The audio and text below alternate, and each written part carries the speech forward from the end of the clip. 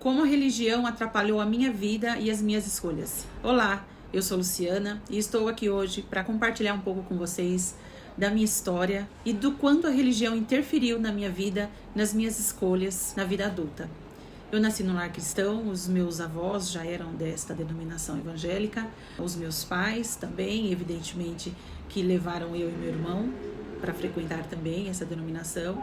E nós crescemos ali, aprendendo o conceito do que é certo e do que é errado, baseado nas crenças desta denominação evangélica. Aos 9 anos de idade eu me batizei e eu não podia mais, a partir daquele instante, nunca mais cortar o cabelo, nem as pontinhas dos cabelos eu podia cortar, não era permitido, não podia usar calça comprida, não podia usar maquiagens, não podia usar acessórios, nada disso. É a doutrina da igreja. Hoje eu, uma mulher mais madura, entendo essa questão de dogmas e doutrinas, né? Você aceita ou não fazer parte. Mas naquela época era uma imposição mesmo e eu tinha que aceitar sem questionar.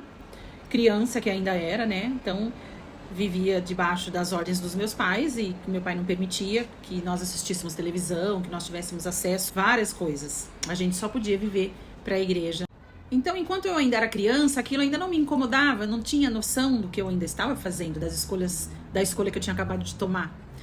Mas quando eu comecei a frequentar colégio, estava entrando na adolescência, aquilo começou a me incomodar um pouco, porque eu me sentia um pouco fora do padrão das minhas amigas, por ter aquele cabelo enorme, meu cabelo era bem comprido, meu cabelo cresceu muito, batia no meio das coxas, assim, e era um cabelo todo desigual, né, porque não era aquele cabelo retinho, bonitinho, com corte, era um cabelo maltratado, eu não só lavava e pronto, não podia fazer nada, né, não tinha nenhum tipo de vaidade. Então, assim, eu sentia muita vergonha na escola.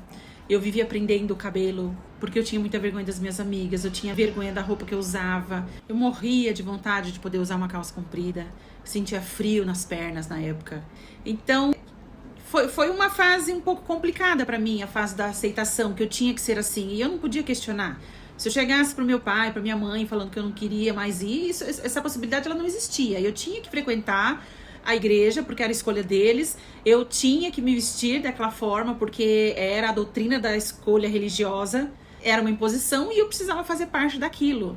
Mas assim, durante bastante tempo eu sofri bastante com isso, até que eu acabei por aceitar, porque eu me sentia fora da casinha, diferente do meu ciclo de amizades, diferente dos meus amigos, como qualquer adolescente que quer fazer parte de um bando, isso é normal. Pudesse estar o calor que tivesse, eu sempre estava de meia fina, porque eu sempre tive excesso de testosterona, que é o hormônio masculino, tenho até hoje. Então, hoje eu já consegui fazer uma depilação a laser, já deu uma melhorada, mas assim, eu sempre tive pernas muito cabeludas, braços muito cabeludos, e eu tinha muita vergonha, porque eu não podia usar calça comprida. Então, pudesse fazer o calor que fosse, eu estaria usando meia fina. Porque só podia usar saia, então colocava meia fina para esconder os pelos. Uma ocasião, eu indo para a escola, me preparando para ir para a escola, já meio atrasada, enrosquei sem querer em algum lugar, desfiou, rasgou a meia fina. Corri, peguei uma linha, uma agulha, uma linha e fui costurar para poder ir para a escola, para não ir sem a meia. E ficou uma costura desse tamanho, mais ou menos, bem mal feita, horrorosa. E o rasgo da meia fina ficou bem na altura do joelho. Então, conforme eu sentei na carteira da escola e sentei, a saia subiu um pouquinho e mostrou aquela costura. Eu nunca vou esquecer disso. A menina que estava do meu lado olhou pra mim e falou: nossa, que cicatriz horrorosa que você tem no joelho. E aí eu disse pra ela: não é uma cicatriz, é a costura mal feita que eu fiz na meia. E aí ficou pior ainda. Antes eu tivesse ficado na cicatriz, porque aí ela ficou: como assim você tá de meia? Tá um calor de 35 graus, você tá usando meia fina. E aí você tem que explicar, é porque eu quero esconder os pelos, porque eu não posso raspar, porque a minha igreja não permite. Então eu acabei ficando por ali mesmo, porque eu não queria entrar em detalhes, mas foram situações da minha vida de adolescente que me marcaram muito, porque eram coisas incômodas, coisas que me faziam sofrer, coisas que me afetavam. Mas eu não tinha como me abrir, contar isso pra alguém ou fazer disso uma situação de reversão, porque não era permitido. E assim a minha vida seguiu. Eu comecei a estudar música já muito nova. Dentro dessa igreja, dessa denominação evangélica, tem o que a gente chama de organista, né? Que é o órgão dentro da igreja, então toca os hinos e tem uma organista que senta lá no órgão e toca, junto com a orquestra. E eu comecei a estudar aos 9 anos. Assim que eu me batizei, eu comecei a estudar música, porque eu tinha vontade de fazer aquilo. Me dei muito bem, me desenrolei muito rápido, aprendi muito depressa. Com 11 anos eu já tocava dentro da igreja. Com 15 anos eu já estava oficializada, já tinha terminado os estudos, já tinha autorização para tocar em qualquer igreja do território brasileiro. Tocava muito bem, inclusive toco até hoje, porque conhecimento é uma coisa que ninguém tira da gente, né? Então, qualquer lugar que eu tiver um piano, um órgão, eu sei tocar. E assim a minha vida seguiu. Aos 18 anos eu conheci o grande amor da minha vida, um muçulmano que fazia parte do comércio local da cidade que eu trabalhava, e eu trabalhava na associação comercial. Então a gente acabou se conhecendo e desenrolou um romance. Na ocasião eu tinha 18 anos, ele tinha 28 e já era desquitado. Na época ainda não era divórcio, né? Era desquite, ele era desquitado, ele era pai de 3 crianças. Para minha família isso caiu como uma bomba, né? Porque uma moça de 18 anos, crente, organista, tendo um compromisso dentro da igreja, de repente aparecer com um rapaz de uma outra cultura, né?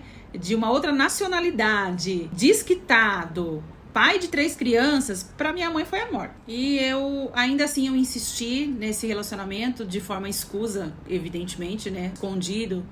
A gente se encontrava e se relacionava, isso durou ainda mais de 1 ano. Até que uma hora ele não aguentou mais, não quis mais saber, porque ele não queria mais ficar escondido, eu não permitia que ninguém visse ele, eu não permitia que minha família, que ele chegasse perto da minha família.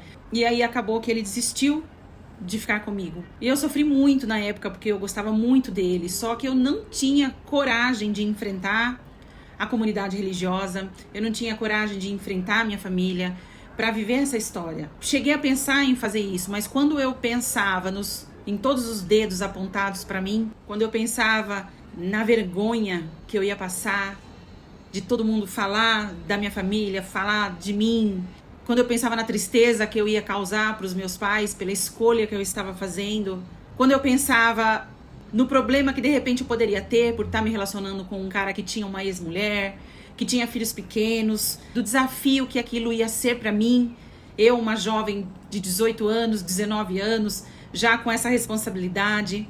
E aí eu acabei por abrir mão de viver essa história e fui em busca de um relacionamento considerado saudável.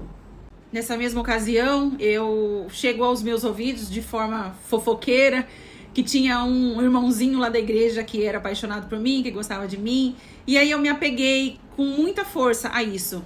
Eu pensei, é a minha chance de eu conseguir me relacionar com uma pessoa que todo mundo vai aprovar e todo mundo vai achar lindo, porque ele é o homem perfeito para mim. Ele tem a minha faixa etária, ele também é solteiro, sem filhos, faz parte da comunidade religiosa, é da mesma igreja que eu, então vai ser perfeito, vai dar tudo certo e eu vou ter forças para nunca mais olhar para trás e ter uma recaída e voltar para essa pessoa da qual eu decidi abrir mão. Assim foi.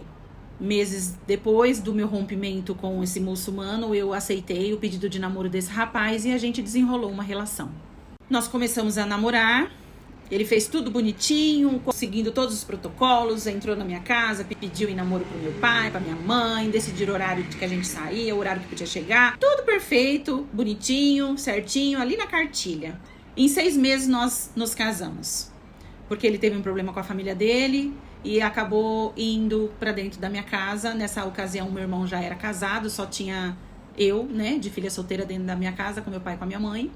E aí o meu pai falou, olha, você pode vir ficar aqui por um tempo, mas aí vocês vão ter que se casar, porque, né, não tem cabimento, você é um rapaz solteiro aqui dentro, morando aqui dentro, o que os vizinhos vão falar? Nessa época nós morávamos num apartamento, num prédio, né? O que os vizinhos vão falar? O que a Irmandade vai falar? Como sempre, a preocupação sempre era o que os outros vão dizer, o que os outros vão pensar, o que a Irmandade, o que os vizinhos, o que a família, o que os nossos amigos, né, vão dizer. Então, vocês têm que se casar. Muito bem, colocamos os papéis para correr, nos casamos em 6 meses. E aí a gente começou lá a desenrolar nosso relacionamento e logo já começamos a ter conflitos. Uma das primeiras coisas que já mudou na nossa vida quando nós nos casamos é que, na sequência, logo depois, ele parou de ir para a igreja. Ele não ia mais, ele tinha um trabalho que consumia também bastante do tempo dele. E aí juntou uma coisa com a outra e ele acabou deixando de ir para a igreja. De contrapartida, passou a sair com os amigos do trabalho, se envolver com pessoas do trabalho. E, para resumir, o meu casamento não durou 7 anos. Nós tivemos 2 filhas desse relacionamento. Quando a minha filha caçula tinha 1 ano e meio ele foi embora, tinha já uma outra mulher, nós não nos relacionávamos mais como marido e mulher, só morávamos dentro da mesma casa, e ele foi embora morar com essa mulher. E aí eu fiquei no apartamento com as nossas 2 filhas bem pequenas ainda. Nessa ocasião eu não tinha ainda terminado o ensino médio, não tinha nenhum curso profissionalizante. A minha filha caçula de 1 ano e meio tinha problemas de saúde, ela nasceu com sérios problemas de ordem respiratória, eu fazia tratamento dela no Hospital das Clínicas aqui em São Paulo. Ela foi internada por diversas vezes, então ela exigia bastante cuidado. Então foi uma fase bastante difícil, bem complicada para mim, correr com ela para os tratamentos, e ao mesmo tempo em que eu precisava voltar para o mercado de trabalho, mas sem estudo eu só conseguia subempregos, eu conseguia empregos como balconista, atendente de telemarketing, eu conseguia coisas que só me geravam pouco rendimento para sobrevivência mesmo. Só fazendo um adendo aqui, gente, apesar de todas as dificuldades, de todo o relacionamento difícil que eu tive com o meu ex-marido, ele nunca, jamais deixou faltar nada para as nossas filhas. Ele deixou de ser meu marido, mas ele nunca deixou de ser o pai delas. Ele nunca foi um pai presente, ele não ia pegar, ele ia visitar muito pouco, nunca pegou um final de semana para passear, para viajar, nada disso. Mas assim, ele nunca deixou de cumprir com a sua obrigação, fazer supermercado, de pagar o colégio, de comprar as roupas, de dar o presente no Natal. Elas tiveram de tudo que ele pôde proporcionar. Infelizmente só não teve a presença do pai. Mas o que o dinheiro pôde comprar, dentro das possibilidades dele, elas tiveram. E aí, como miséria pouca é bobagem, 1 mês depois que ele foi embora, o meu pai também foi embora. Meu pai fez uma tremenda de uma burrada na vida dele e precisou ir embora, fugido mesmo, com perigo de ser preso. E aí ficamos sozinhas. Eu, desempregada, a minha mãe, sem aposentadoria, que nessa época tinha uns 50 e poucos anos, e as minhas 2 filhas pequenas. E nessa ocasião, antes do meu ex-marido ir embora, nós trabalhávamos com artesanato, eu, minha mãe e meu pai. Nós fabricávamos ursinhos de pelúcia, meu pai saía para vender, eu e minha mãe produzia e depois ele ia entregar. Então ele era a pessoa que ficava na rua. Ele ia comprar o material para a gente produzir, ele tirava os pedidos e ele fazia as entregas. Essa era a única fonte de renda que minha mãe tinha. Eu ainda tinha a pensão que meu ex-marido pagava para as meninas, não era muito, mas dava pra gente se virar. Mas a minha mãe não tinha nada, a minha mãe vivia do dinheiro que a gente produzia da venda e produção dos ursinhos de pelúcia. E de repente meu pai não estava mais ali para fazer esses corres.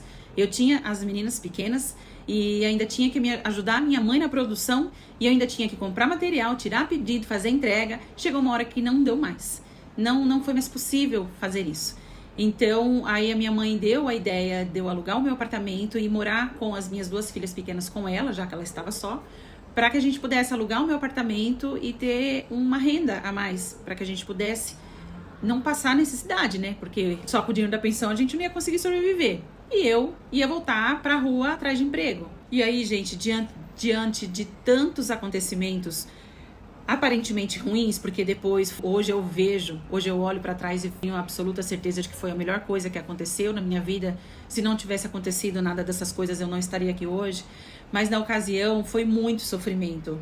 Então, diante de todo aquele sofrimento, de toda aquela vergonha, se já não bastasse a vergonha que eu estava passando por ter sido deixada pelo pai das minhas filhas, ele foi morar com outra mulher, todo mundo sabia que ele já tinha outra mulher, porque ele não fazia questão de esconder, ele parecia com ela nas ruas, ia com ela para os restaurantes, todo o pessoal da igreja via, todo mundo já sabia.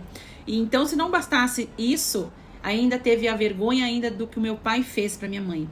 Então foram 2 eventos muito marcantes e crucial na minha vida. Então foram 2 eventos muito traumáticos para mim e para minha mãe também, para as minhas filhas também, que envolve todo mundo, né? As escolhas que a gente faz não diz respeito só a nós, envolve as outras pessoas. E aí, diante de tudo aquilo que eu estava passando, eu decidi que eu não ia mais para a igreja a partir daquele momento. Foi um rompimento geral. Eu falo que a minha vida, ela deu um giro, não foi de 180, foi de 360, porque mudou realmente da água para o vinho a partir daquele momento. Então, a partir daquele momento, nasceu uma nova Luciana. Eu voltei para a escola, me matriculei para terminar o ensino médio, porque o meu sonho aí passou a ser fazer uma faculdade para poder ter uma recolocação melhor no mercado de trabalho. Então eu fiz tudo isso com a ajuda de uma amiga minha que me apoiou muito nessa ocasião. Eu voltei a estudar, terminei os meus estudos, a minha mãe era o meu braço direito, me ajudando, cuidando das minhas filhas, terminei o ensino médio. me preparei para passar num concurso público, passei no concurso público, ao mesmo tempo em que eu estudava, minha mãe também estudava, porque ela ficou incentivada em voltar a estudar, porque eu estudava em casa, me preparando para o concurso, e ela também estudava. Então aí quando eu fui fazer o concurso, ela também fez, nós duas passamos no concurso público. Nessa ocasião as meninas já estavam um pouquinho maiorzinhas, elas ficavam na escola. E aí eu e minha mãe fomos assumir os nossos cargos públicos e a partir dali a nossa vida começou a melhorar bastante. Eu fiquei 11 anos como funcionária da prefeitura da cidade que eu morava. Nessa ocasião eu também fiz a minha faculdade, terminei a faculdade, fiz pós-graduação. E aí depois eu passei num outro concurso público em um outro município, na qual estou até hoje. Esse ano faz 5 anos que eu estou concursada nesse outro município. E aí as coisas foram acontecendo na vida da gente após essa nova fase das nossas vidas. Eu ter deixado a igreja, ter saído do meu casamento tóxico, a minha mãe também ter se libertado de um relacionamento abusivo com meu pai. Nós começamos a reconstruir as nossas vidas. E agora você deve estar se perguntando, por que você está contando toda a sua história? Porque você quer se vitimizar? Absolutamente. Em nenhum momento eu me achei vítima. Hoje, principalmente hoje, depois de ter muito estudado, hoje eu sou formada em pedagogia, estou terminando uma segunda faculdade, tenho 3 pós-graduações dentro da área de saúde mental, que é o que eu amo fazer, trabalhar com pessoas, desenvolvimento pessoal. Me formei também em psicanálise. Então hoje, depois de tanto conhecimento que eu adquiri, eu tenho absoluta certeza de que não existe vitimismo na vida de ninguém. As nossas decisões, mesmo que inconscientes, causam os nossos resultados. Então, a vida que eu tinha há 20 anos atrás era resultado das escolhas que eu fiz. Eu escolhi me casar tão jovem, tão rapidamente, sem conhecer direito a pessoa. Foi uma escolha que eu fiz. E aí agora você deve estar se perguntando, e o que isso tem a ver com o título deste vídeo? Por que a religião influenciou, atrapalhou a minha vida, influenciando as minhas escolhas? Justamente por causa disso. Porque é claro que ninguém colocou uma arma na minha cabeça me obrigando a me casar. Eu escolhi, foi uma escolha minha. Eu estava apaixonadinha e fui me casar. Mas a igreja teve uma influência gigantesca nesta escolha. Porque eu não queria sucumbir e voltar atrás, manter aquele relacionamento com aquela pessoa que eu amava, mas que eu não podia ficar com ela porque a religião não permitia, porque os dogmas religiosos não permitiam, porque os costumes religiosos não permitiam, porque a irmandade ia me crucificar, porque a minha família ia me condenar. Então tudo isso foi muito influenciado pela religião. A igreja não permitia meu relacionamento com aquele rapaz, a minha família não permitia meu relacionamento com aquele rapaz, mas e se eu tivesse ficado com ele? Será que ele teria me abandonado com 2 filhas pequenas, 7 anos depois do nosso relacionamento? Né? Então a igreja nesse ponto influencia de forma muito negativa, porque faz com que a gente não reflita sobre questões práticas da vida da gente, causa impedimentos, você não raciocina, você fica assim para algumas coisas, seguindo regras e normas que às vezes não fazem absolutamente nenhum sentido. O peso da submissão religiosa para uma mulher, nesse caso, é muito grande. De verdade, hoje, já se passaram mais de 20 anos, eu espero de todo o meu coração que muita coisa tenha mudado dentro desse segmento religioso, porque eu nunca mais voltei lá. Mas naquela ocasião em que eu me casei, em que eu vivi essa história que eu tô contando para vocês, era exatamente desse jeito. E nem tem tanto tempo assim, né?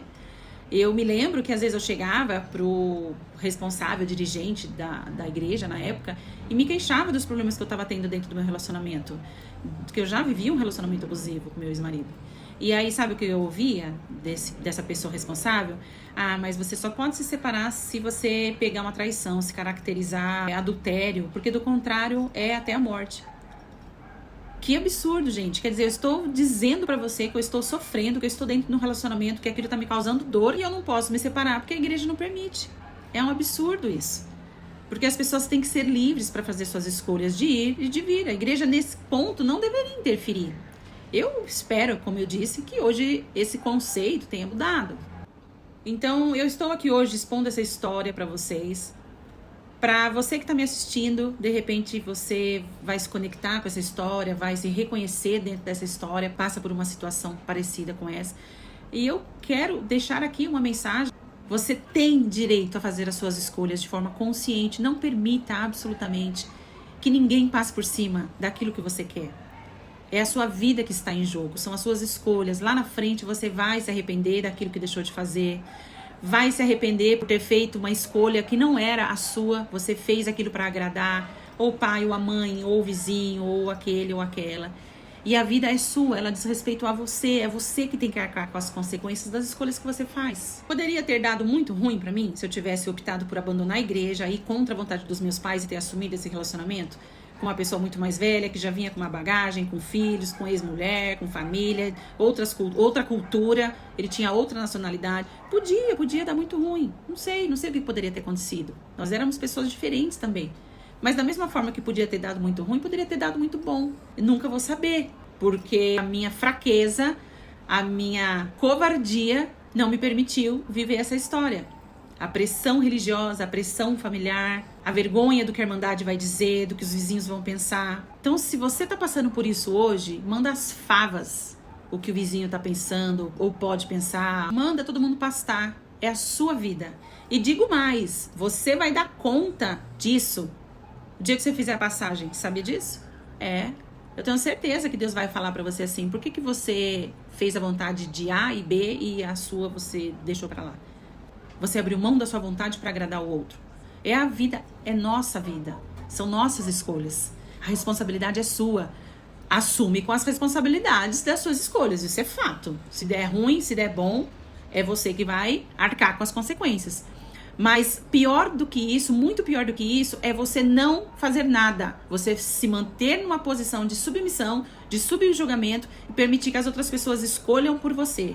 Aí você vai ser infeliz o resto da vida e vai tacar na cara das pessoas que não conseguiu, que não foi feliz por culpa delas. A culpa vai ser sua. Você optou por abrir mão dos seus sonhos para agradar esse ou aquele. Tudo é escolha, tudo é escolha. Hoje eu vejo dessa forma. Durante muito tempo eu senti muita raiva. Senti raiva da minha família, senti raiva da igreja, senti raiva dos vizinhos do prédio que eu morava, senti raiva de todo mundo. Depois eu olhei para dentro e falei: não, ninguém é culpado. Foi uma imposição? Foi, mas eu já era maior de idade, eu já tinha 19 anos, eu podia ter batido de frente e falado não importa, com todo respeito, com todo amor do mundo que eu tenho, por toda a dívida de gratidão, de amor que eu tenho pela vida dos meus pais, eu tinha que fazer eles enxergarem que a decisão tinha que ser minha, porque eles não podiam decidir a minha vida, era a minha escolha. As suas escolhas diz respeito à sua vida. Porque se der ruim lá na frente, é você que vai arcar com as consequências. Então não permita que as outras pessoas escolham por você. Ou proíbam você de fazer as suas escolhas. Escolha de forma consciente aquilo que você quer. Você está dentro desse segmento religioso porque você quer? Porque você ama estar ali dentro? Se é isso, maravilha. Toda religião é boa quando ela transforma a pessoa num ser humano melhor. Mas se você está ali dentro porque é uma imposição da sua família, se você está fazendo uma faculdade porque é imposição do seu pai e da sua mãe, porque eles têm esse sonho pra você, tudo isso a gente precisa repensar. Você quer ser médico? Você quer ser advogado? É o seu sonho fazer esse curso que você tá fazendo? Ou você tá fazendo porque você tá agradando seu pai e sua mãe? Você tá dentro da igreja porque você gosta, porque você tá praticando a sua fé, ou porque você tá agradando? Então aqui, gente, já caminhando pro final, eu quero só deixar claro que esse vídeo não é sobre religiosidade. Não é pra gente aqui ser rebelde e causar uma polêmica falando mal da religião A ou B. Nós vivemos num país laico, graças a Deus, somos livres para nos expressar, livres para fazer as escolhas de qual igreja a gente quer frequentar, pelo menos deveríamos ser, né? Baseado em tudo que eu disse aqui, deveríamos ser livres. Mas se existe essa imposição para você, repensa se é isso que você quer. Você está feliz com as escolhas que você está fazendo para sua vida?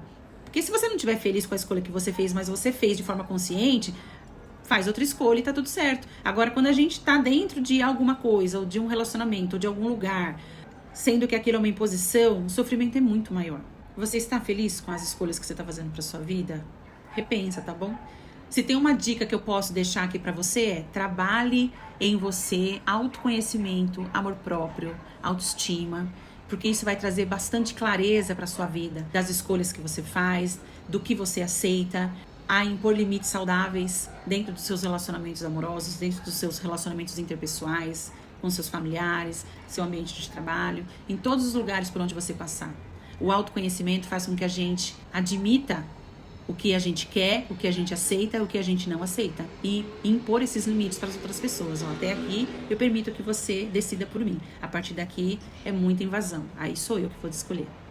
Então, só quero deixar mais um recado aqui. Baseado em toda essa experiência de vida que eu tive, eu faço parte de um projeto social aqui no município de Itapevi, que é uma cidade onde eu moro, com parceria da Prefeitura Municipal. É um projeto voltado para mulheres em estado de vulnerabilidade emocional.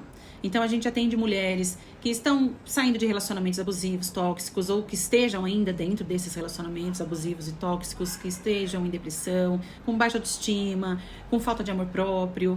Esse tipo de mulher a gente quer no nosso projeto. Nós já demos início a ele, começou no dia 11 de janeiro. Serão 14 encontros ao longo de 7 meses. Então, a cada 15 dias ao sábado, nós vamos nos reunir. Dia 11 de janeiro foi o primeiro encontro. O próximo encontro vai ser nesse sábado, agora dia 25. E depois, assim sucessivamente, a cada 15 dias. Então, se você conhece alguém que vive uma situação assim, gostaria de indicar para nós, para que a gente possa receber essa pessoa lá no nosso espaço. Essas mulheres receberão palestras de profissionais da área da saúde mental, como psicólogos, psiquiatras, eu como psicanalista. Então, assim, elas vão receber atendimento, palestras, vão participar de palestras, vão participar de dinâmicas, de oficinas, atividades que vão trabalhar a elevação da autoestima, do amor próprio e, acima de tudo, do autoconhecimento. Nós receberemos pessoas ainda até o terceiro encontro, que será no dia 8 de fevereiro. A partir do dia 8 a gente não vai receber mais ninguém. Então, para você que está me assistindo, você é da região da Grande São Paulo, se Itapevi é perto para você, ou você conhece alguém daqui, ou você é daqui, quer participar do projeto com a gente, é totalmente gratuito. Manda uma mensagem aqui pra gente poder conversar com você, fazer sua inscrição e você dar início conosco. Eu espero de todo o meu coração que esse tempo que eu passei aqui falando isso para vocês tenha servido de exemplo para alguém, tenha servido de alguma forma para sua vida. Eu também sou escritora, eu escrevi um livro, Meu Filhote. Em dezembro de 2019 eu conto um pouco dessa história e mais algumas questões. Então, se você tem interesse em conhecer, em adquirir meu livro, eu tenho e-books também de autoajuda que falam sobre questões voltadas para a saúde mental. Se você tem interesse de conhecer o meu trabalho, chama aqui no direct que a gente pode conversar e combinar, tá bom?